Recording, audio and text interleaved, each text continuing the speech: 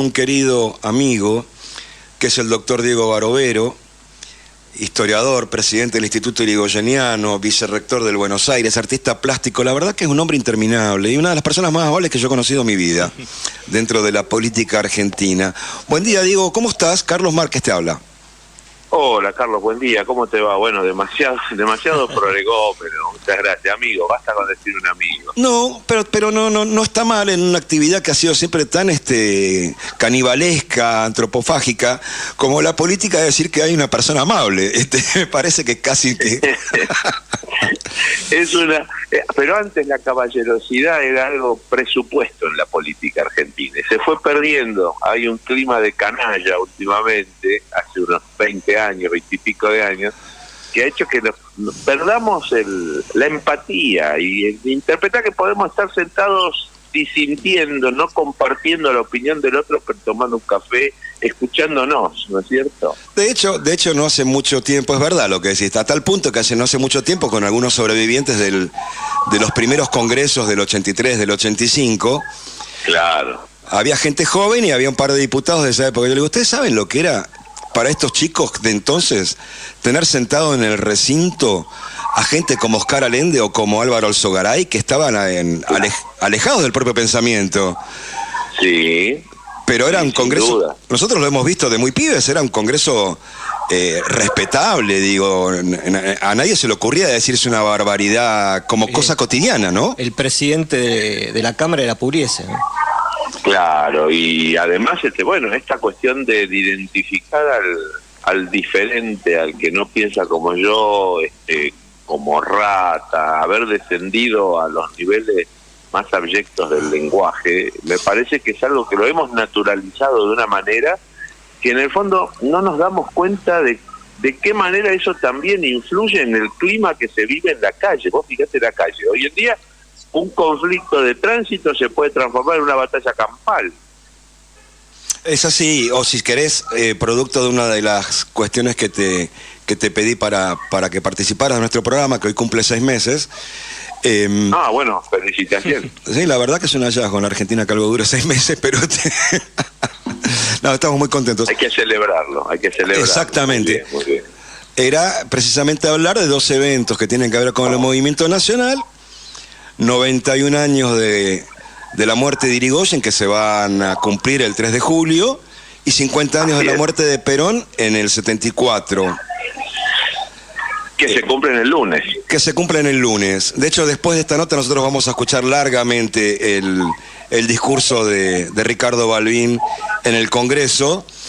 Una gran pieza a la que el chino Balbín tenía acostumbrado podemos decir, a la platea radical, pero ahí habló para todo el país y conmovió a los peronistas que habían visto durante muchos años a Balbín como una contrafigura, como la contracara, pero que ellos, y lo valoraron, y se dieron cuenta que era sincero, como él dice, mis viejas luchas fueron claras, sinceras y manifiestas. Así es. Pero ha venido a rendir el homenaje a Perón. Eso es lo más grande de Balbín. No, nosotros elegimos una cantidad de minutos porque entendemos que en esa malograda democracia del 73 al 76 hay 2 momentos justamente de Ricardo Balbín que debieran estudiarse en casi todas las universidades, por lo menos de ciencias sociales. Una es precisamente cuando él es elegido como representante de los partidos políticos a despedir a Perón en el Congreso.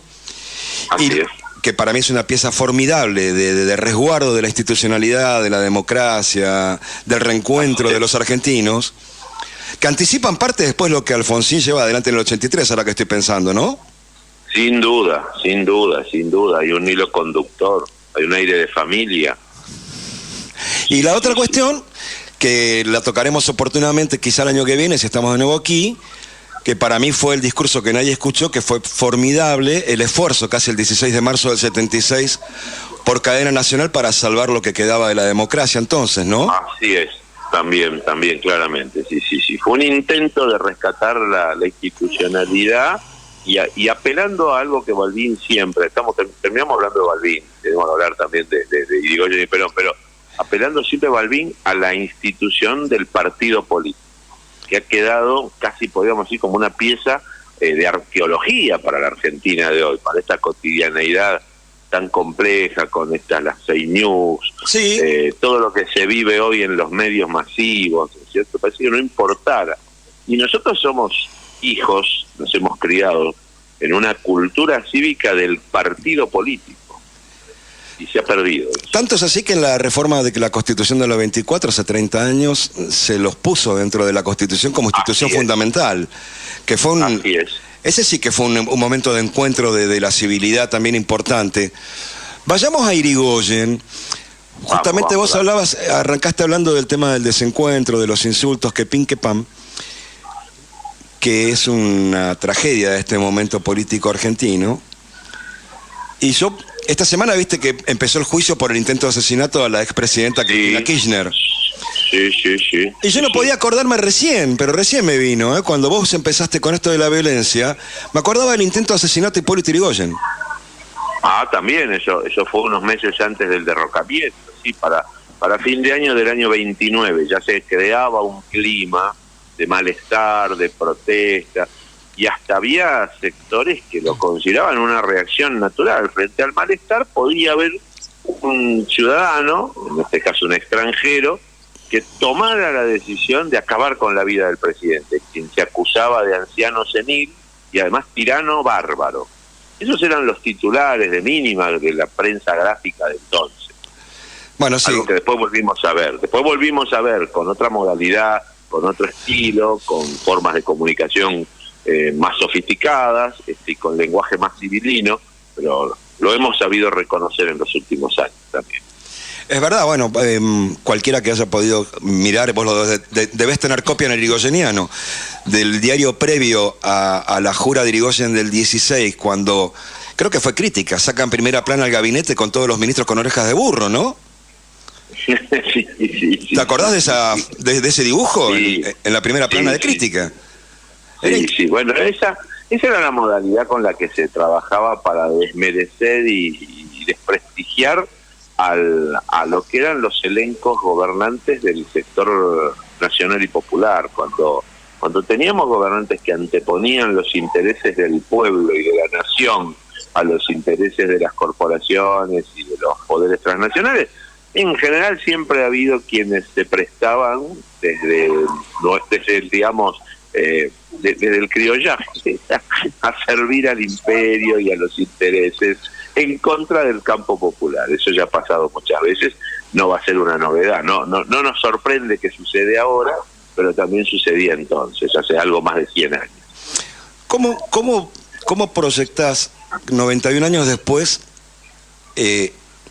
la muerte de Irigoyen, quien menos de 3 años antes había sido derrocado con una plaza de Mayo llena de conservadores y de gente que saludaba al golpe de Uriburu, y que menos de 3 años después en su muerte genera la multitud más grande que había visto en la historia la Argentina en torno a su féretro llevado a pulso desde el centro hasta la Recoleta?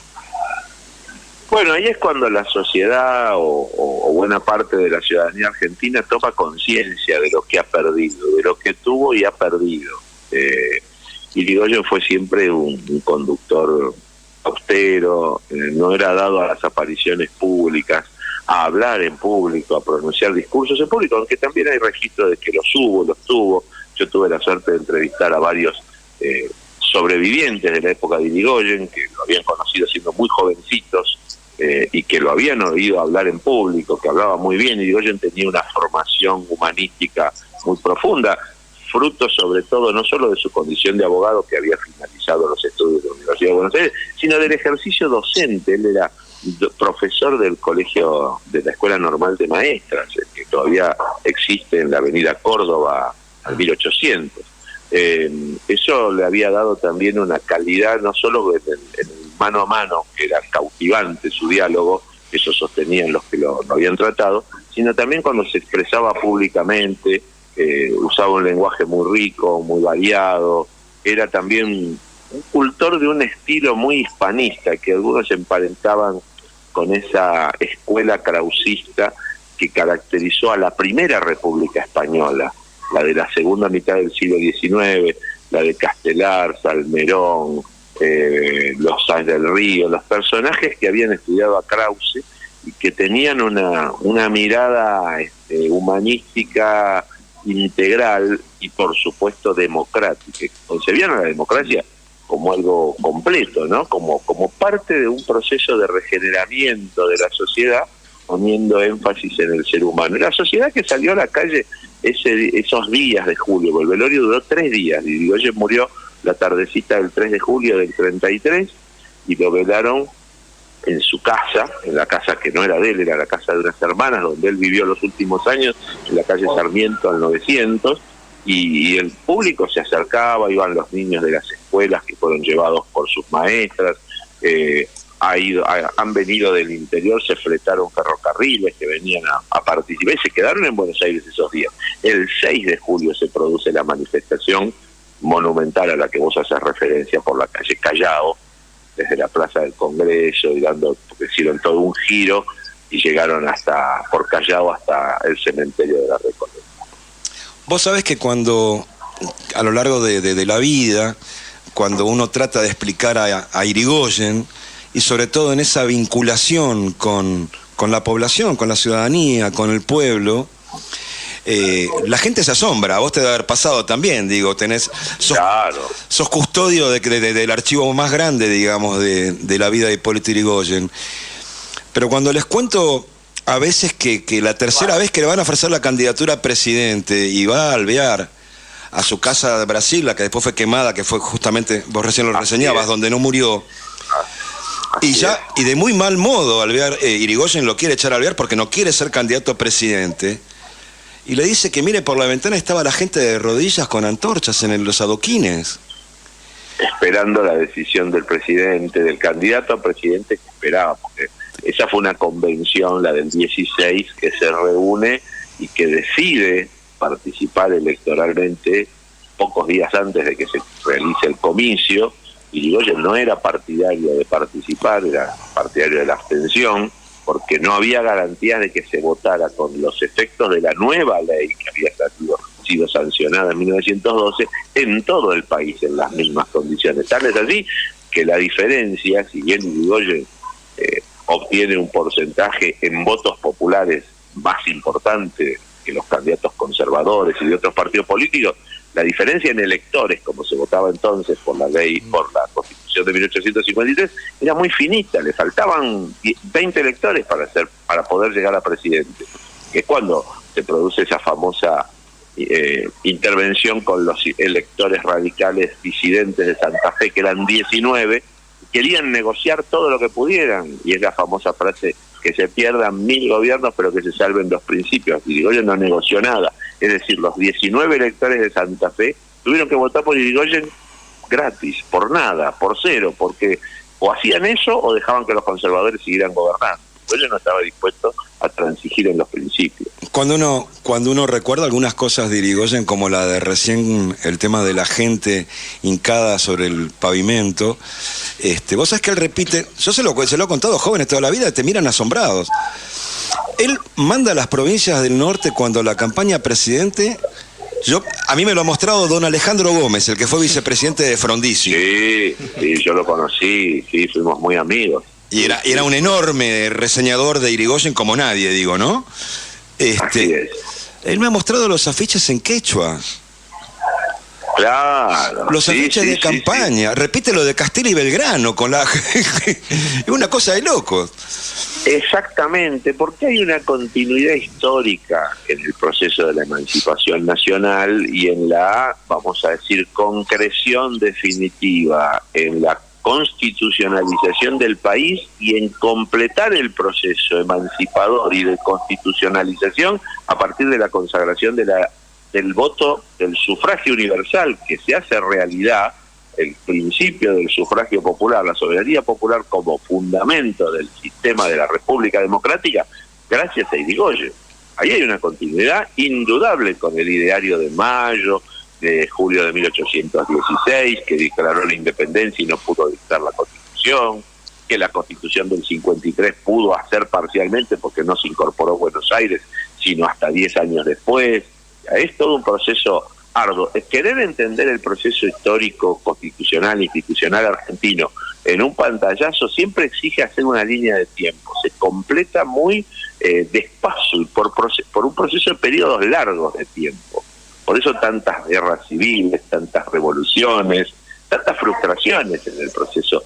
Luis Irigoyen era un hombre consciente de que había una continuidad entre lo que se había pensado en mayo, a lo que él nunca renuncia, así como decía, el programa es la Constitución Nacional. Cuando hay acusaciones de populista, si querés algo menos populista, que vos decís, si decís que tu programa es la Constitución Nacional, esto lo hemos debatido en los últimos años a raíz de las intervenciones desafortunadas que a veces tienen dirigentes políticos o analistas o historiadores, y dicen, bueno, Irigoyen, un líder populista. Bueno, un líder populista que decía que su programa era la Constitución Nacional, es lo más original del mundo. Absolutamente, pero lo que pasa que, bueno, también explicar a Irigoyen es explicar a un tipo que trascendía desde lo racional la mirada que tenía, ¿no? Irigoyen anuncia la Segunda Guerra Mundial 20 años antes de que se produzca, a partir del acuerdo injusto de Versalles. Digo, era una cosa enorme el tipo. Sí, sí. Tenía una capacidad de visión que superaba la media de la dirigencia de la época, y quiero decir una cosa, no solo nacional, sino del mundo, porque era un hombre, hay un librito muy lindo que se llama Irigoyen Vivo, que ahí recoge también opiniones de funcionarios diplomáticos en la Argentina en ese entonces, diplomáticos de los países de América, y había un respeto reverencial por la figura de Irigoyen, y sobre todo por su capacidad de análisis, su inteligencia, pero además su tremenda y amplísima memoria. Recordaba los nombres, a los personajes, situaciones históricas. Era realmente un hombre superdotado en muchos aspectos, y además tenía una voluntad férrea, porque así como era duro con esos conceptos, también era fiel a los principios y los sostenía a rajatabla. Yo creo que esa es tal vez la mejor de todas las lecciones de Irigoyen. Cuando uno sabe que está en el buen camino y que está predicando con la verdad, es consciente de que tiene que tener la fortaleza de espíritu para no aflojar frente a las tentaciones y la seducción de los atajos. Vos sabés que volviendo al principio, para ir yendo a escucharte, hay dos situaciones que provocan tanto la muerte de Irigoyen como la muerte de Perón, que es el extravío, la pérdida, el sin rumbo del país durante muchísimo tiempo. Así es. Y con las mismas características, por supuesto potenciadas mucho más después del 76 que del 33, pero en definitiva es a partir de esas dos desapariciones que aparece, que vuelve la barbarie, si se quiere, estatal. Sí, sin duda. Sí, se pierde el norte, porque se pierden las referencias políticas y morales que representaron. Así es. Diego, ¿cómo te va? Raúl Varela te saluda, ¿qué tal? Hola Raúl, mucho gusto, decís? ¿qué tal?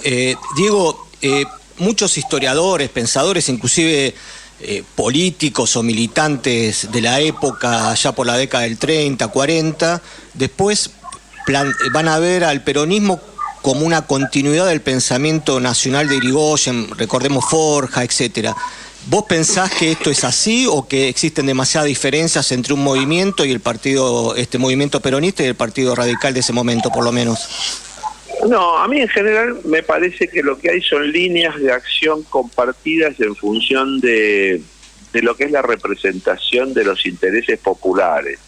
No necesariamente hay una continuidad histórica lineal, sino que hay puntos y aspectos muy concretos. Sí, por supuesto, hay personas, seres humanos, personajes, que estuvieron en ambos movimientos y que tuvieron una continuidad. Ellos lo vivieron como una continuidad. Esas expresiones a veces hacen que uno lo identifique, porque hace más fácil la explicación de los dos movimientos. Claro. Lo que creo que hay que expresar primero es que lo que existe, y lo dijo Carlos cuando al comienzo de la nota, de la charla, cuando habló del movimiento nacional, términos que ambos dirigentes usaron. En su tiempo lo hizo Hipólito y a su debido momento lo hizo Perón. Cuando se habla del movimiento nacional se está hablando de algo que trasciende lo que es estrictamente el formato partidario, claro, y que no necesariamente produce una continuidad entre formatos de carácter partidario.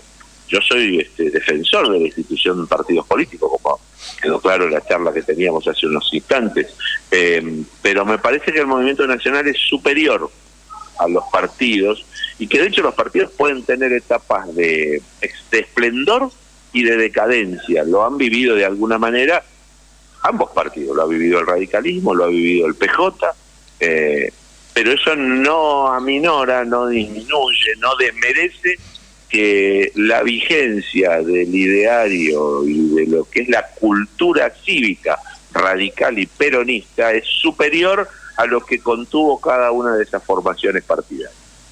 Clarísimo.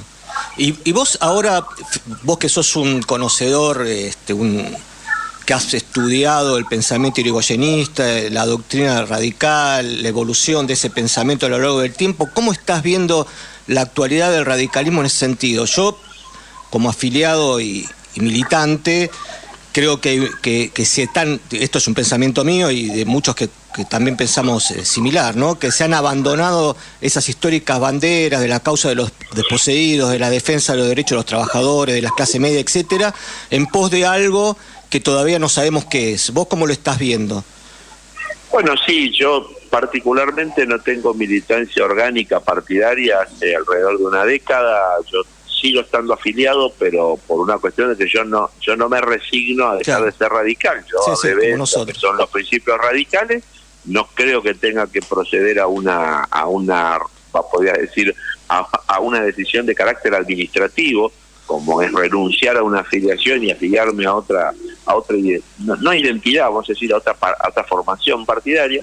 Yo lo veo en una profunda crisis de identidad que no es de ahora, que arrastra vamos a decir, entre una década y media.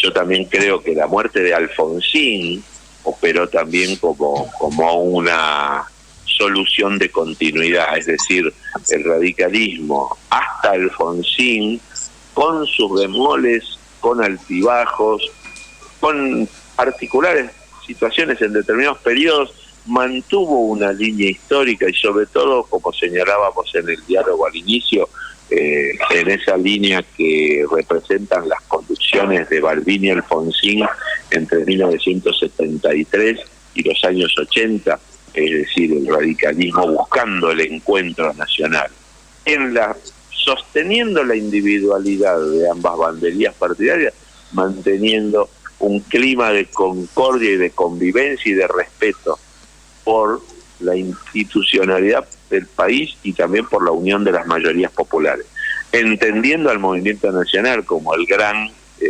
factor de cohesión de ambas fuerzas mayoritarias. Entonces yo creo que la muerte de Alfonsín, que hizo esfuerzos hasta los últimos instantes de su vida, yo no tuve la posibilidad de visitarlo en su casa del tramo final, sí cuando estuvo enfermo antes, pero cuando ya estaba muy deteriorado no. Él hacía un enorme esfuerzo por sostener la institucionalidad partidaria que empezó a ser abandonada en esos tiempos, porque empezó esta cuestión que hoy se ve tan claramente de que el partido quedó supeditado a los intereses circunstanciales de quienes ejercen las representaciones en los cargos públicos, por ejemplo, los gobernadores. Perfecto. Lo cual le quita un elemento central al radicalismo. El radicalismo es un partido nacional, no una fuerza de coordinación de entidades provinciales. Nosotros tenemos los años suficientes para acordarnos de lo que fue la FUFEPO, que era una confederación de partidos provinciales, que todos habían surgido al calor del ejercicio del poder público de cada una de las provincias, pero no eran un partido nacional. Coordinaban, pero cada uno tenía sus intereses. A nivel nacional trataban de coordinarse, apoyando dictaduras o apoyando gobiernos de derecha, pero no eran un partido. Bueno, el radicalismo se encamina a hacer eso. Hoy funciona como una fuerza de coordinación de fuerzas provinciales, porque el radicalismo en Mendoza tiene una línea, en Corrientes tiene otra, en la capital tiene otra, donde no es gobierno, pero tiene una cierta participación en el gobierno de Juntos por el Cambio. Entonces, y varía, y es distinta la alianza que gobierna, con la que el radicalismo encabeza el frente que gobierna la provincia de Santa Fe. O sea, es verdaderamente muy difícil reconstruir ese rompecabezas del radicalismo. Muy difícil como fuerza nacional, porque lo que se ha perdido es el carácter del Partido Nacional. Digo, la última por hoy, de hecho ya te estoy hablando, pero para octubre si estamos acá te vamos a molestar de vuelta. Te voy a llevar al lugar de vicerrector del Buenos Aires y precisamente Irigoyen y Perón, el movimiento nacional y la enseñanza de historia a los jóvenes adolescentes argentinos.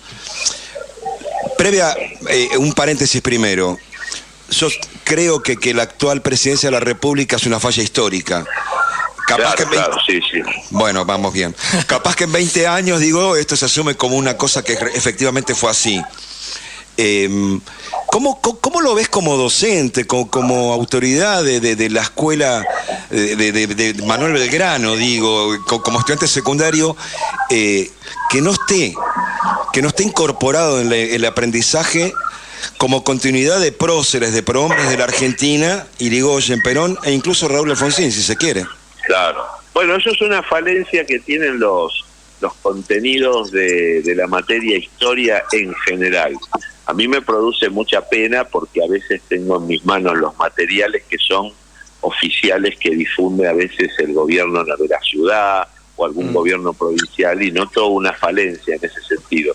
Debo decir, en defensa de cómo se enseña historia en el Colegio Nacional, que es mi experiencia, yo no soy docente de historia, soy docente de Derecho, pero conociendo a quienes dictan la asignatura, primero, al ser un colegio de la Universidad de Buenos Aires, está rigiéndose desde luego por el principio de libertad de cátedra.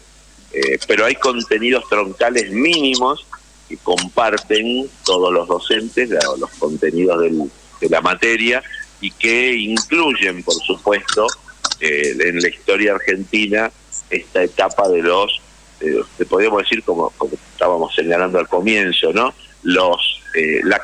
La reconstrucción del ideario de la República auténticamente democrática a partir de la consagración del principio de la soberanía popular como fuente de legitimación del poder constitucional. Esa etapa que incluye Irigoyen, el peronismo y la reconstrucción democrática del 83 está muy bien dictada, por lo menos en mi experiencia dentro del Colegio Nacional de Buenos Aires, que además tiene docentes de historia muy competentes, muy comprometidos con nuestro presente y con la cultura de lo que representó la reforma universitaria en su momento. Gracias, Diego. Ha sido una charla simpática, como iba a ser, pero de una profundidad interesante. Creo que va a tener una poderosa repercusión en redes a partir de la semana que viene. Te vamos a mandar el audio de esto para que lo guardes. Bueno, ojalá. Ha sido un gusto muy grande para mí reencontrarme contigo, Carlos, acá a través del programa. Felicito que lo hagan, felicito que tenga la continuidad de 6 meses y auguro muchos más. Estoy a tu disposición y la de toda la muchachada. Un abrazo grande. Gracias. Gracias. Gracias por llamar.